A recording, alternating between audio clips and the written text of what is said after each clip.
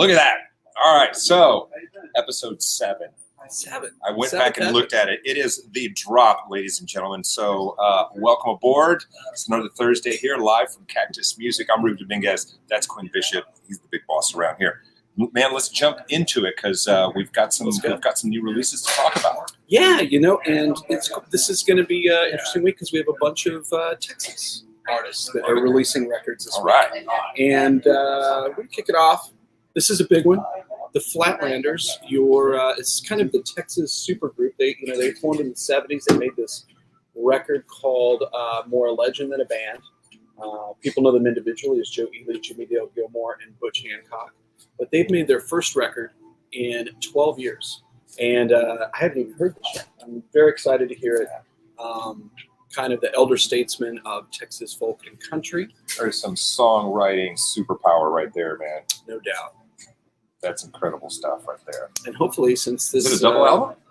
I think it's a single CD, but to fit all the content, they had to put it on 2 LPs. Yeah. Man, I remember seeing those Joe Ely shows at Fitzgerald's.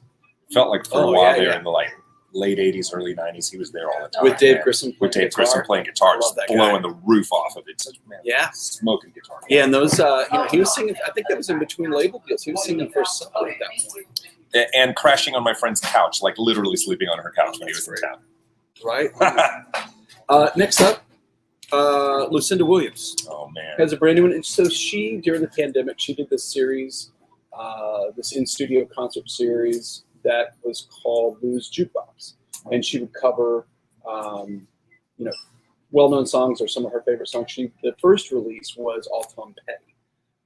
This one is a tribute to Southern Soul, Memphis and Muscle Shoals. There's a lot of soul standards on there. Rainy Night in Georgia. What else do we have on there? Ode to Billy Joe. You'll Lose a Good Thing. You'll Lose a Good Thing by Misty Blue. Yeah. Yeah, so cool album if you're a fan. And, I always think that, it's always neat when your artists toss in a couple of nuggets of covers here and there. Well, she's just put out 2 albums. And I love how it looks like the old little diner, little jukebox that would sit on. You put the change in and press the little buttons. Love it, man. Yeah. And there's a new Big Pokey CD. What? Didn't even know this thing was coming. They showed up last week with it. I love it that so much hip hop is on physical goods. I mean, is on streaming or digital only. It's great. When you actually have a physical copy and of it. A local artist that was super influential on other rappers, and it's off to a great start. And very cool. $13.98 price to move. People come get your Big Pokey. This release is called Sensei. Love it, man. What label is it out on? I think it's his own label here. Okay, MSMG Mob Style. Okay, yeah, definitely. All right. Next up, let's talk about. It's a very anticipated project. Broadway films all around. The In the Heights. The Lin-Manuel Miranda. Mm-hmm. Of Hamilton fame. I think it's getting pretty good press, and I expect the music is going to be stuff. My wife went to see it with my daughter, and they came home singing along to songs from the show. So they absolutely loved it. I haven't seen it. I hear it's wonderful, but not my cup of tea. But there you go, and double album. Yeah, double album, single CD. It's hard to fit all that content from a single CD onto an LP. And another return, a lot of return to making records. I think maybe some of these, as we've discussed before, were prepared pre-pandemic and got put on hold because people have to tour behind records. Tour. There's a brand new Wallflowers record. Did not know this. Yeah, Bob's Kid. Yeah. Jacob Dylan.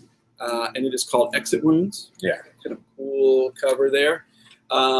He's okay. He can sing. Yeah, and he is now. It's produced by Butch Walker, who produced a ton of hits for people. Who's just super rock star producer. Yeah, and I think this has probably got a more rocking. Its other records have veered more into kind of a folkier territory. I think that fans are really going to dig this. And it's the first on debut for New West Records, which is, we're partnered with. Oh, fantastic. Here at the store. So there's, for anybody who doesn't know, or even if you do know, there's a great Butch Walker documentary on YouTube. Oh, is there? And it's basically him in a studio, like, he, over the years, meticulously put together. And they go through everything from, his very specific, amplifier and guitar collections that, like artists come in and perform and he're like, try this, because he knows that particular sound in his head. He's one of those guys that just knows how to just dial things in so well. And the band's like, that's why he's such a great producer. You got to have good stuff. Look it up. I will check that out. Butch Walker on YouTube. Yep. Exciting. All right. Here's New Stones live. I think they've been putting these out that were originally broadcast or pay-per-views or even stuff that was just recorded. They didn't really use it. They've been putting them out a couple a year, and this latest one is from the Bigger Bang tour live on Copacabana Beach. These are cool packages. Brazil.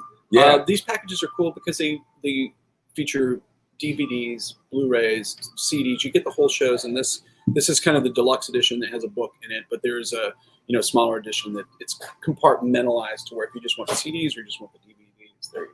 Plus, if you're a Stones fan at the level of our dear friend Glenn Davis, yeah, you gotta have it. You have to have everything. That's funny you say that because I thought of him immediately. Yeah, we got to take a picture with this and send it to him. Shout out to the voice of Houston soccer, Glenn Davis. 2 DVD, 2 CD set, limited edition.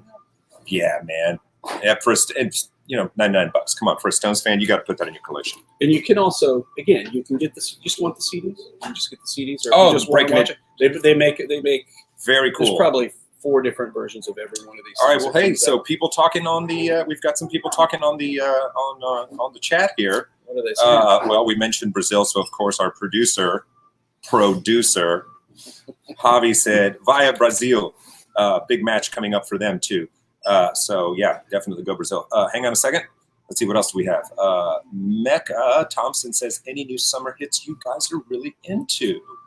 You loving something right now? Yeah, what's on the repeat for you? I am listening to one of my favorite artists who had kind of not kept up with that well, Paul Weller of the Jam. Oh yeah, has a record that's not out in the States. He just, he's almost a singularly UK phenomenon. Right. He doesn't really sell records in the States. He put out a record at the end of May.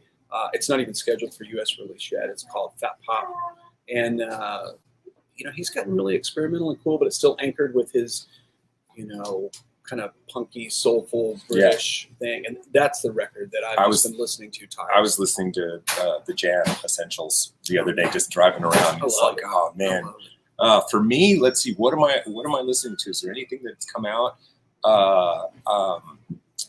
Gosh, I don't know. It's been a barrage of things. With the, I heard it a couple of times after you and I talked it last week. The Taylor Swift project with Red. Oh God, what's it called? It seems not like I've heard it 3 or 4 times. Isn't it like with Bon Iver and it's the Big Red Machine. Big Red Machine. Thank you. There you go. Help from the studio audience. God, the studio audience is incredible. Jet and V, we love Big Pokey. Shout out Big Pokey. All right, let's keep it going. We're going to go and take a left turn into Jam Band. Please do. Area. Fish, probably the biggest modern jam band. They've been slowly reissuing their records, which, they came out during the CD era. Some weren't even on cassette, but they're finally putting them out on LP. This one's especially interesting. This is one of their earlier records called Lawn Boy, and this thing is hilarious because it's on lawn-colored vinyl. I'm guessing it's some type of lush, green, deep, grassy green. Mm-hmm. I was never a Fish fan, but I love Trey Anastasio as a guitar player. Oh yeah, and he's done some cool side projects that I've enjoyed a lot. I would. I'm in your corner on that too. And I think Texas, by and large, is not a big market for jam bands. It's way more Midwest. It's way more Northeast. Right. And you can almost kind of attribute that to the fact that the granddaddies of the whole jam band thing is the Grateful Dead. Right. And they did not play Texas from the late 60s until the mid 70s. Didn't know that. Because law enforcement here in Texas were out to get them, and they played in Houston, and there was actually a riot, and that makes sense. And they never came back. And so you can, you almost kind of have to have the Dead as the seed that cornerstone. Right. Everything springs from. And we don't have that in Texas. That makes sense. And really, to kind of go further on that, in Texas, that's what made all the Texas artists go to San Francisco, like Doug Somm and Janis Joplin. They all love Texas to go. Todd Duplantis, a friend and colleague, says he was just at Cactus the other day, picked up Jerry Garcia, Talking Heads, and Shotgun Willie T-shirt. Oh, right on. Shout out, baby. Appreciate Big you. Todd. Appreciate you. We're going to keep it with Fish here for a second. They keep doing these limited edition live things that are super jammy, and by super jammy I mean there's one song per side. Sure. You need 24 minutes. 20 minutes. Yeah. So there's 2 volumes of live recordings that just came out. And it's just 1.5 songs. The joke is there's a Fish box set that came out. It's 5 discs, 4 songs. And we love our Fish fans. We love you, fans. but we're gonna have some fun with you. Don't anyone think we're get angry. It's not that serious. We have 2 big releases from the Merge label. Very, very cool. Influential. North Carolina label. Yes. And they have 2 of their flagship acts just released records. The Mountain Goats. They have a new record called Dark in here. Kind of, certainly you could say indie rock, but more esoteric and chill than that. It's not just 4 guys banging on something in a room. It's very cool record from them. Cool. I haven't spent a lot of time with it, but I know that it's out of the gate. I've heard of very little Mountain Goats. What I've heard, I've kind of liked, but it's never been something that's like, okay, I need to find more. We're going to hear from Mountain Goats fans. I feel like they're going to. Not trying to make them angry. I'm just saying. I'm just telling you. But I know they're a big deal. All right. There's a new Lamb Chop record. It's a guy named Kurt Wagner and a rotating cast of musicians. In fact, he has a quote on here: "Anyone can be in Lamb Chop so long as they behave themselves." Love the spirit. He's got he's very interesting character. Kind of doesn't tour a lot. Kind of reclusive, but he makes these really sublime, quiet, unusual. As a country, as a rock, as an indie rock. What is it? It's cool. That's what it is. Yeah. And so I'm sure that's going to add to his catalog of great recordings. And I always want to let people know indie store exclusive colored vinyl. Yeah. So that label always does that. I told you about my Keith Richards album, right? No. That I got it was right before the pandemic. I was in here and I picked it up. The colored vinyl that wasn't. Oh, was it not? It was not. Well, music still sounds amazing. Somebody's not putting the stickers on the right stuff, right? Does not affect the sound. Whoopsie. Okay. All right. Well, I guess that could happen. We would on that. Of course. Let's talk about. Staff is super excited about this. And we're going to talk about a whole bunch of anniversary is going to be the key word for the next little bit. There's a ton of anniversaries. We need to do a staff's pick drop. Oh, we can do that. And just let everybody get it together, spend the week and then let's do it. All right, we're in on that. Yeah. We can even do that next week. Yeah. So the drums, very kind of super cool band on the French Kiss label. This is the 10th anniversary of breakthrough record by them. But our staff loves that record. We hear it in the store quite a bit. They still play it, so it's good timing.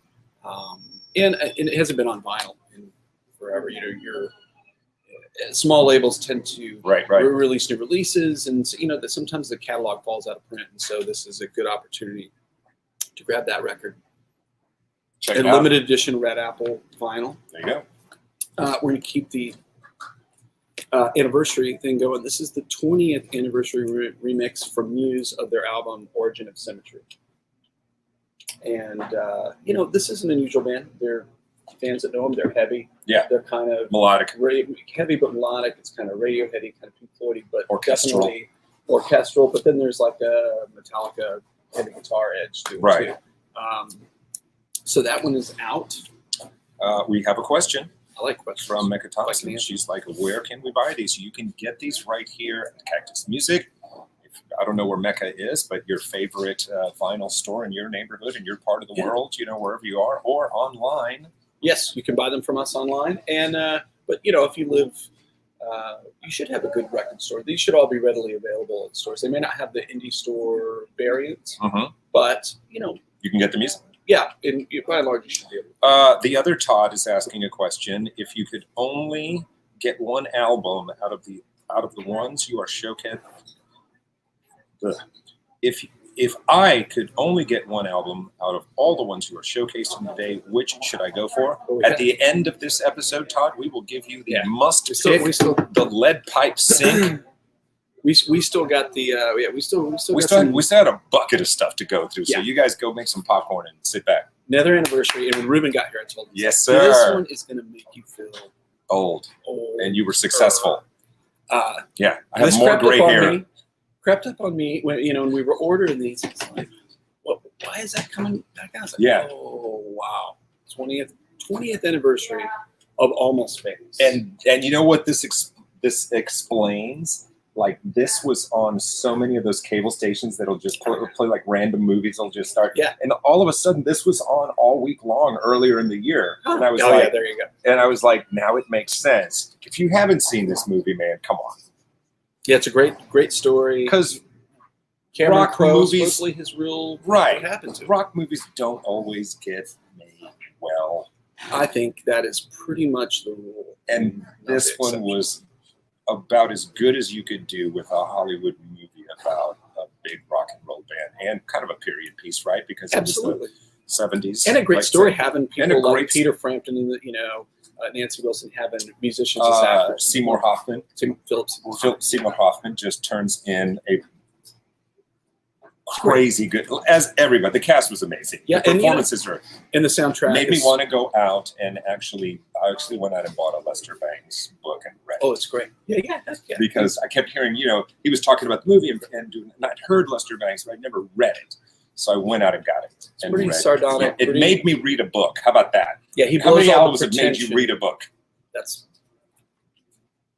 a few, but not that many. All right. But and he was so great because he blew the pretension out of however uppity you think your music is. Like, man, it's just you're thinking too hard about it. What is? There's a line in there, and I can't remember movie lines. But there was some really famous album. He's like, "Yeah, that's shit." It was was it Exile on Main Street or something? He was like, "Oh, that's." What he talks about, the great thing he talks about, Captain Beefheart. He's like, and he's like, but nobody ever listens to that record, but everybody says it's the greatest record. Not me. That was how I remembered the quote for the movie. I just don't want to offend anyone. So this has a lot of classic rock based on it. The interesting about this record is, again, this was CD era, never came out on vinyl. It was a very limited production LP, 8 or 9 years ago, and it sells for hundreds of dollars now. So you can get this. There's also a box set that has a bunch of extras in it. Right. Demos, things like that, a bunch of photos, stuff from the film. I think this is our last anniversary. Okay. This year, Blue Note. Different jazz label. Impulse. Right.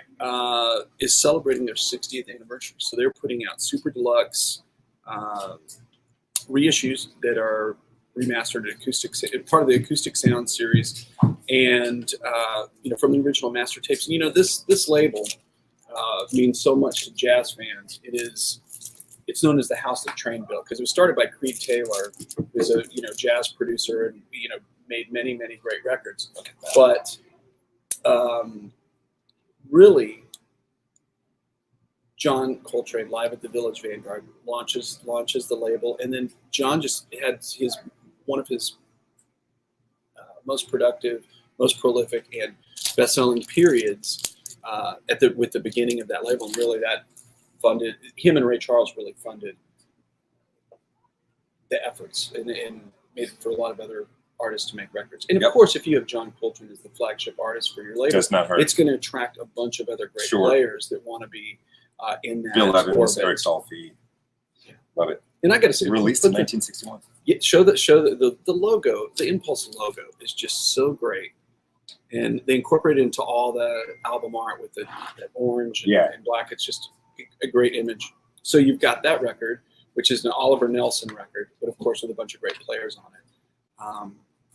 And then you also have Sonny Rollins on Impulse, which I believe is his debut for that label. Again, great cover, always cool live shots. And this, I'm guessing that unless you can afford to buy a very expensive first pressing, this is probably the best that's the closest you're going to get version of this record.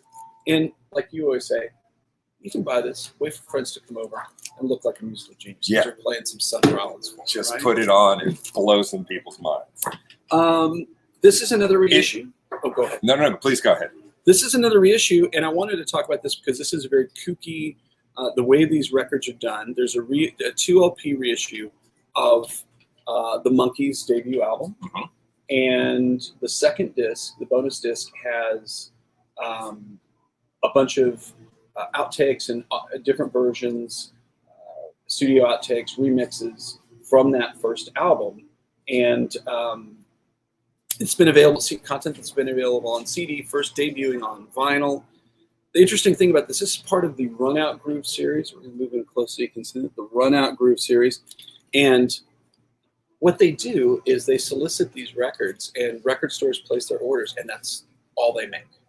So if record stores order 5,021 copies, that's what they're going to press on it. And so once they're in stores, that's it. They're cut out. And it's usually special editions of these records. With something different. This one's embossed. It's, they're numbered.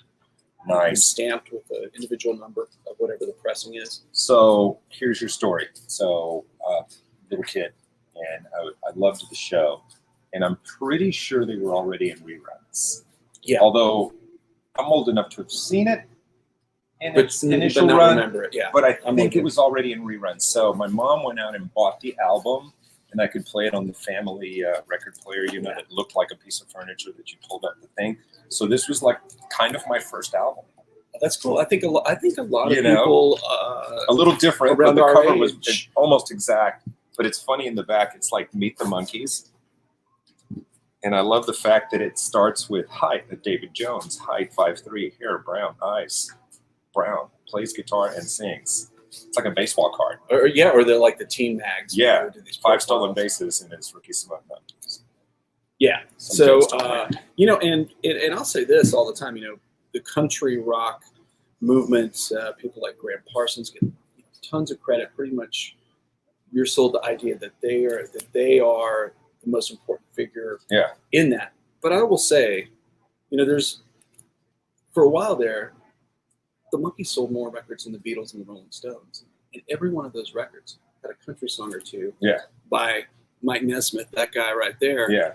And so what is really the influence of sneaking country song into a record that was bought by kids and teenagers in the tens of millions, versus kind of more of an outsider artist? Yeah. I think Mike gets equal, and that little intro riff to Last Train to Clarksville is a country bluegrass staple for sure. Yeah. It's not that he necessarily invented it, but it's like a lot of people heard it and it was like, oh, that's and a lot of young people heard it and figured out that they like country music, and they might not have discovered that. That's right. Otherwise, okay, we're kind of coming to the end. Right. What's going on here? Coming to the end. Grand finale. All right. And we're going to close with Joni Mitchell. There is a new Mecca Thompson. I have no idea who the Monkees are. Well, that's okay. That's all right. There she is. I have no idea who the Monkees. You know what? Check it out. You might like it. Check it out. They're funny. Yeah. They go to the YouTube, Mecca. Go to the YouTube. Oh my goodness! So we have this Joni Mitchell box set, which is available. And all these are available on CD as well. The content's available on CD. Joni Mitchell is on fire right now. She's on fire, and I think it's one of those situations where an artist, and definitely she's had a low profile over the last 2 years because she had some pretty serious health issues. But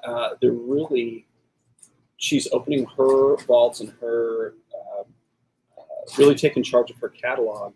And these records have not been available as new vinyl. You'd have to seek out a because we've got 4 albums on there, right? Yeah, for I mean, better part of 2 decades. So you've got 4 albums here. You've got Clouds, Song to a Seagull, Ladies of the Canyon, and Blue, which just celebrated its 50th anniversary. Again, there's that word anniversary. Here we are. So this is, lovingly remastered, packaged in a box that is incredible. Tip-on, hard cardboard jackets on these records. They sound fantastic. And this really kind of kickstarts the Joni Mitchell reissue campaign. God, yeah, and of amazing. course, all her records, she is, it's a self-portrait by her. Yeah, because she's like recently in the past year, turned up like in interviews, and she was notorious for not doing anything. I mean, people knew the name, but she was like that. She was one of those artists that if you really weren't into Joni Mitchell, it was like, she's still alive. Because just kept that just on nowhere near on the radar, but amazing. Yeah, timeless. And it always comes back to, we were talking about music. A bazillion people. Always comes back with us to guitar playing. And if you're an acoustic guitar player, like these records are just really the ceiling of artistry for acoustic guitar. Treasure trove stuff. Different tunings and her voice is amazing. So that is really, if you're a fan, that's something to check out. Jolie is watching from Texas Music Production. So shout out, Jolie.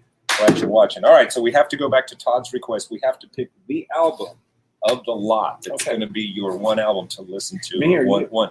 I don't know. Or which one should Todd get? I have no idea. Which one should And Todd has a wide palette of taste. You know Todd? I do know Todd. Okay. He's a good man. A wildly talented young man. It is difficult because some of these are so new. I haven't really. Right. You haven't gotten into it. Well, you can take a flyer. Let's see.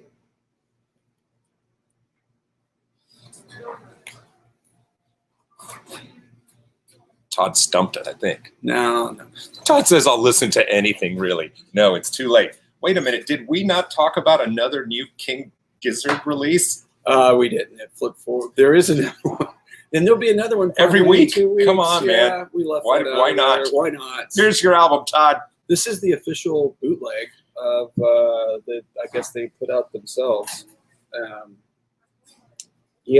This is like maybe the 3rd record already this year. We're halfway through the year. We've talked about at least 2 in the 7 episodes of the drop. We've talked about at least 2. This has got a cool die cut cover with man, I respect print, the fact that these guys are putting in that amount of work. Yeah, it is getting it done, putting it out there. Just they're not waiting around. Yeah, they are not. So good for you, man. That would not be my pick. I would pick the Sonny Rollins record. You're going to go because because you probably don't have a record that sounds like that. And this is that live sound.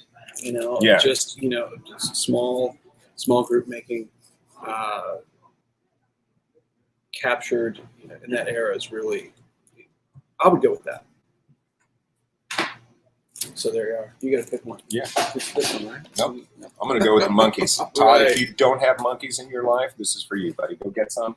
And it's all of the songs that kind of make you smile anyway. Right. That first record. Yeah. And the songs are written by Carole King and Harry Nilsson. Yeah, and Neil Diamond. I mean, they had the best songwriters. They had a killer songwriting team. And that was a different era before everybody wrote all their own songs. You just kind of before everyone got cynical.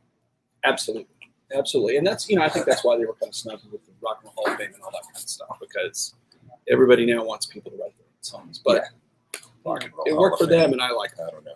I don't know. All right, guys, we're gonna wrap this up because Quinn's got stuff to do. I'm gonna go home and take a nap. So hit the share button. We'll see you next week for episode 8. More new releases. Yes. Right. It's going to be a big week. Hopefully, we've got a lot of good stuff. We have some about. surprises, and I like it when people are getting us questions and asking us, pick favorites. Yes. Shout out to my dear friend John Severson, who is watching. Who's a big. So I'll tell you a funny story about John. John and I were in a band for a little while, 2 different bands for a little while. He's a singer and one of my best friends in the world. And we were best friends before we played music together. But John has the uncanny ability to pick out really good new music. Like, he went out and bought the White Stripes CD when I had just heard that one video, the very first video they put out. And I was like, it's weird. I don't know. I don't get it. He jumped right on it. So he was right on that. I'd heard the first Queens of the Stone Age. I was like, I don't know. Got that. Of course, became, what it became. And a couple of other times. So he's, I always tell people that,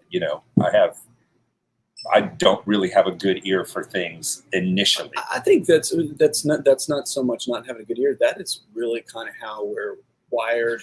You hear something new, something different. You have to kind of come around to get acquainted with it. Though some people, there's the older caught me by the ear and dragged me 100 yards. They get it straight away. So if music was a professional sports team, I'd hire John to be a scout. Does that make sense? Yeah, I like that. I don't know where we're going. All right, shout out, people. Have a great weekend. We'll see you next time for episode 7. Goodbye.